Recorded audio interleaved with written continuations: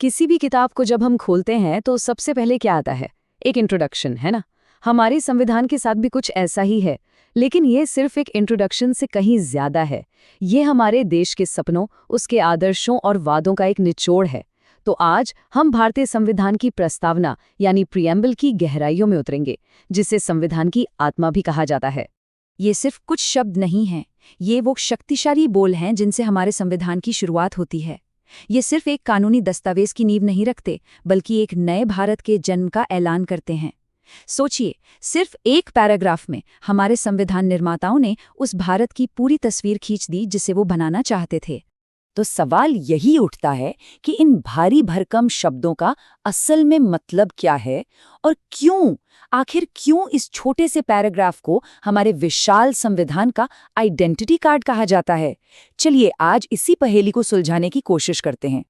इस सफर में हम इन 6 जरूरी पड़ावों से गुजरेंगे। प्रस्तावना के परिचय से शुरू करके हम ये देखेंगे कि आज के दौर में इसकी क्या अहमियत है।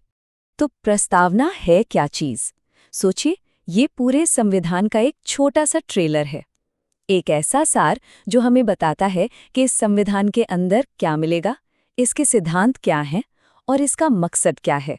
ये एक तरह से पूरे संविधान का डीएनए है जो एक ही जगह पर सब कुछ बता देता है। अब आते हैं सबसे पहले और सबसे जरूरी सवाल पर। इस संविधान को शक्ति कहाँ से मिलती है? ताकत का सोर्स क्या है? इसका जवाब प्रस्तावना के शुरुआती शब्दों में ही छिपा है। ये 3 शब्द, हम भारत के लोग, ये एक क्रांति है। ये साफ साफ ऐलान करते हैं कि इस संविधान को बनाने वाले, इसे अपनाने वाले और इसकी असली ताकत भारत के आम लोग हैं। कोई विदेशी सरकार नहीं, कोई राजा महाराजा नहीं। शक्ति का असली स्रोत सीधे जनता है। ये ब्रिटिश राज के लिए एक सीधा और साफ संदेश था। अच्छा, तो संविधान की शक्ति तो लोगों से आती है, पर यह संविधान भारत को बनाता क्या है? इसका चरित्र कैसा होगा? प्रस्तावना का अगला हिस्सा हमें भारत की प्रकृति के बारे में बताता है। ये वो 5 मजबूत खंभे हैं जिन पर हमारा देश खड़ा है। पहला शब्द है संप्रभु। इसका सीधा सा मतलब है बॉस हम खुद हैं। भारत अपने फैसले लेने के लिए पूरी तरह से आजाद है, चाहे वो देश के अंदर के मामले हों या दूसरे देशों के साथ संबंध। कोई भी बाहरी शक्ति हमें ये नहीं बता सकती कि हमें क्या करना है। अब आता है समाजवादी। इस शब्द का मकसद है गरीबी और अमीर गरीब के बीच की खाई को कम करना। भारत का समाजवाद लोकतांत्रिक समाजवाद है, जहां सरकारी और प्राइवेट दोनों सेक्टर साथ मिलकर काम करते हैं। और एक दिलचस्प बात यह है कि ये शब्द शुरू से प्रस्तावना में नहीं था।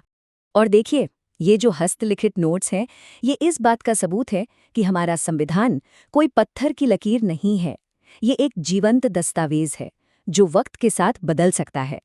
समाजवादी शब्द को 1976 में 42वें संशोधन के जरिए जोड़ा गया था, जो दिखाता है कि हमारा संविधान समाज की बदलती जरूरतों को समझता है। अगला शब्द है पंथ निरपेक्ष यानी सेक्युलर। इसका मतलब बड़ा साफ है, सरकार का कोई अपना धर्म नहीं होगा। सरकार की नज़र में सभी धर्म बराबर हैं और वो सबको बराबर सम्मान और सुरक्षा देगी। ये शब्द भी 1976 में ही जोड़ा गया था। लोकतांत्रिक या डेमोक्रेटिक सुनते ही दिमाग में आता है वोटिंग, लेकिन प्रस्तावना में इसका मतलब कहीं ज्यादा गहरा है। यहाँ सिर्फ राजनीतिक लोकतंत्र की बात नहीं है, बल्कि सामाजिक और आर्थिक लोकतंत्र की भी बात है। यानी हर किसी को बराबर मौके मिले और कानून की नज़र में सब एक हों। और आखिर में गणतंत्र। देखिए, राजशाही और गणतंत्र में एक सीधा सा फर्क है।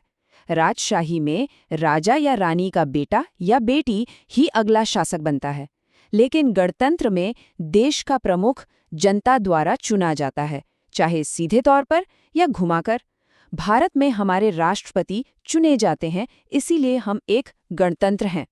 तो हमने ये तो देख लिया कि भारत एक देश के तौर पर कैसा होगा, पर यहाँ के नागरिकों को क्या मिलेगा। अब बात करते हैं उन लक्ष्यों की, उन वादों की जो संविधान अपने हर नागरिक से करता है। सबसे पहला और बड़ा वादा है न्याय का। और ये कोई एक तरह का न्याय नहीं है, बल्कि 3 तरह का है। सामाजिक न्याय यानी किसी के साथ उसकी जाति या धर्म के आधार पर भेदभाव न हो। आर्थिक न्याय मतलब दौलत के आधार पर किसी के साथ नाइंसाफी न हो। और राजनीतिक न्याय यानी हर नागरिक को वोट देने और चुनाव लड़ने का बराबर हक हो।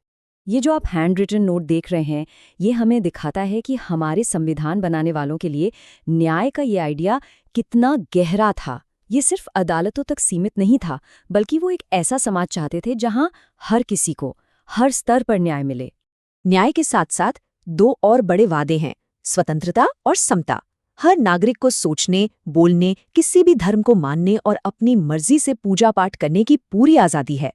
और साथ ही कानून के सामने सब बराबर हैं और सबको आगे बढ़ने के बराबर मौके दिए जाएंगे। और इन सबको जोड़ने वाला जो धागा है वो है बंधुत्व यानी फ्रेटर्निटी। ये भाईचारे की भावना है जो कहती है कि हम सब पहले भारतीय हैं। इसका मकसद दोहरा है, एक तरफ हर इंसान के आत्मसम्मान की रक्षा करना और दूसरी तरफ देश की एकता और अखंडता को बनाए रखना। अब ये तो हो गए सिद्धांत, पर यह प्रस्तावना बनी कैसे? इसकी अपनी एक कहानी है, एक कानूनी सफर है। चलिए देखते हैं कि ये विचार से कानून तक कैसे पहुंची। तो इसकी शुरुआत होती है 1946 में, जब जवाहरलाल नेहरू ने एक उद्देश्य प्रस्ताव रखा। यही प्रस्ताव आगे चलकर हमारी प्रस्तावना का आधार बना। फिर लंबी बहस और चर्चा के बाद 17 अक्टूबर 1949 को इसे स्वीकार कर लिया गया। और जैसा हमने पहले देखा, 1976 में इसमें कुछ और जरूरी शब्द भी जोड़े गए। यहाँ एक बहुत बड़ा कानूनी सवाल खड़ा हुआ, क्या प्रस्तावना संविधान का हिस्सा है और क्या इसे बदला जा सकता है? देखिए, शुरू में 1960 के बेरूबारी केस में सुप्रीम कोर्ट ने कहा नहीं, ये संविधान का हिस्सा नहीं है। लेकिन फिर आया 1973 का वो ऐतिहासिक केशवानंद भारती केस, जिसने सब कुछ बदल दिया। कोर्ट ने अपने पुराने फैसले को पलटते हुए कहा कि प्रस्तावना संविधान का एक अटूट हिस्सा है और ये इसकी बुनियादी संरचना का हिस्सा है, जिसे संसद भी नहीं बदल सकती। तो इतनी कहानी और कानूनी दांव-पेंच के बाद सवाल ये है कि आज के ज़माने में 21वीं सदी में इन शब्दों की क्या अहमियत है? शायद इसका सबसे अच्छा जवाब संविधान सभा के ही एक सदस्य पंडित ठाकुरदास भार्गव ने दिया था। उन्होंने कहा था, प्रस्तावना संविधान का सबसे कीमती हिस्सा है। ये संविधान की आत्मा है, ये संविधान की कुंजी है। ये सिर्फ शब्द नहीं, बल्कि हमारे संविधान को समझने का नजरिया है, एक गाइडिंग लाइट है। तो बात यह है कि ये शब्द सिर्फ इतिहास की किताब में दर्ज नहीं है, ये आज भी जिंदा हैं। ये आज भी हमारे कानूनों को, हमारी सरकार की नीतियों को और एक देश के तौर पर हमारे फैसलों को रास्ता दिखाते हैं। असली सवाल तो ये है कि 75 साल बाद इन आदर्शों को हम अपनी रोजमर्रा की जिंदगी में कितना उतार पाते हैं और आने वाले भारत को बनाने में इनका इस्तेमाल कैसे करते हैं। इस पर जरूर सोचिएगा।